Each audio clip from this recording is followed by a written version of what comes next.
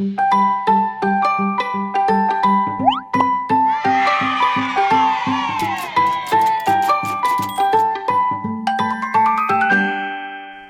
boys and girls, thanks for joining us again for another online assembly.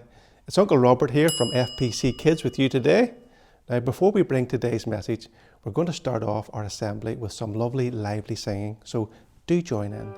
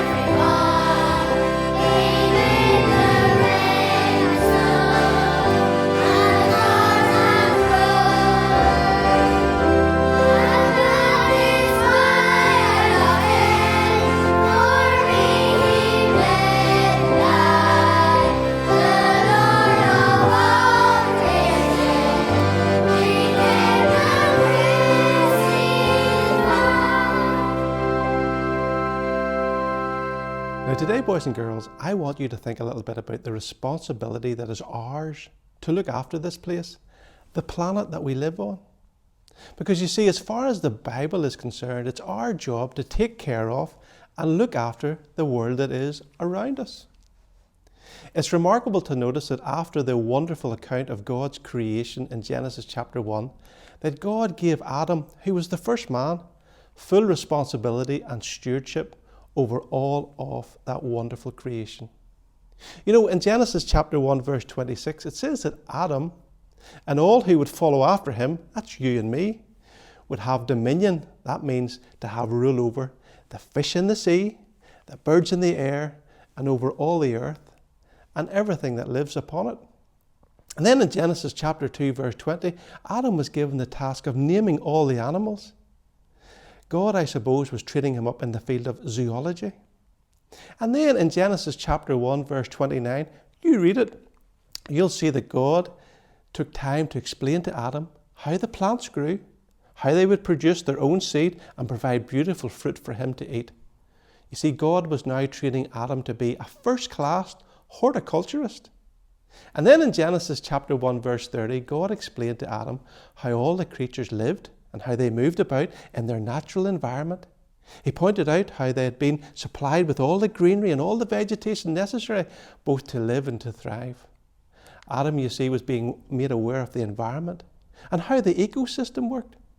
God was showing him all the delicate balances in nature and how they were all linked together. And suddenly, Adam was an environmentalist. But the big question is this, boys and girls.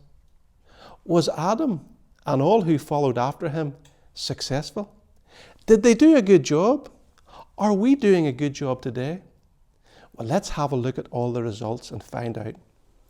Today, sadly, many parts of the sea have been fished until there are no fish left. Our oceans, our beautiful oceans, are filled with waste and rubbish. Oil spills have caused a lot of damage. And now plastics, that's the latest big concern. You know, boys and girls, certain animals have been hunted to extinction. Either that or they've died away because mankind have taken away all their natural habitat. Vast areas of rainforest, all cut down, never to be replanted. And some types of open cast mining has left our hillsides all scarred and blighted and ruined. In short, boys and girls, mankind in the main has really failed miserably, turning the dominion that God gave over creation into the destruction of most of it. And the failure of man to act responsibly can be traced right back to Genesis chapter 3. For there you'll read an account of Adam and Eve being tempted by Satan, encouraged to do what? Forget about God, do as they pleased, take whatever they wanted, and then they even ate of the forbidden fruit. Disobeying God, they both fell into sin, and immediately everything was changed forever. Adam, once a perfect man, now had a sinful nature, and he was prone to sin in his thoughts, in his words, and in his actions. All the damage that we see today in the world, environmentally, that can be traced right back to Genesis 3, to Adam's fall. Man's greed, his selfishness, his carelessness. You see, there is within us all a desire to take rather than to give.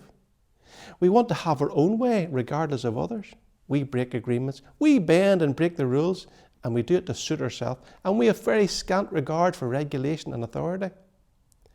Boys and girls, how can this all be brought to a halt? How do we today begin to address all the difficulties that we have gotten ourselves into? How can we once again become good stewards and take good proper care of the wonderful gift of God's creation that we live in? Well, we need to go to the root of the problem, and it's the heart of man. You see, we're driven by the desires of our heart. However, because of sin, the desires of our hearts are often twisted and skewed, and they're not right. But God's word has the answer. It always has the answer. If our hearts are right, then we will seek to do what's right. But how does such a change come about? Well, first, we must recognize that we've done many things that are wrong, that just aren't right. We must confess those wrongdoings before God, not just in connection with the planet as a whole, but rather with regards to our own individual conduct and behaviour. The Bible says that only God can put right all the wrong that we do in our lives. Giving his only begotten Son, the Lord Jesus, to die on the cross. He paid the price. He bore the punishment for all our wrongdoing. We can be forgiven. We can go free, and we can know what it is to be cleansed from all of our sin. And it's only then, whenever we give the Lord his rightful place in our hearts and in our lives, then we will be true co-workers with God, not just in creation, not just looking after the environment, but in every part of life's journey. I wonder if you're up to this today.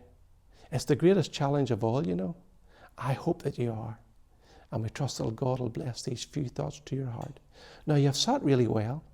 So we're just going to close our assembly with a little word of prayer. And we're going to do a drill. And it's our ABC. A for arms to be folded. B is for heads to be bowed. And C is for eyes to be closed. And we'll pray.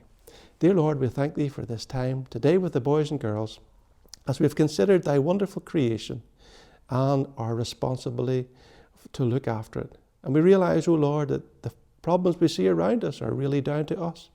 And we ask, O Lord, that we would seek thee out to put these problems right in our lives, that we would rightly live before thee and do what's right for others. For we do ask all these things in our Saviour's wonderful name. Amen.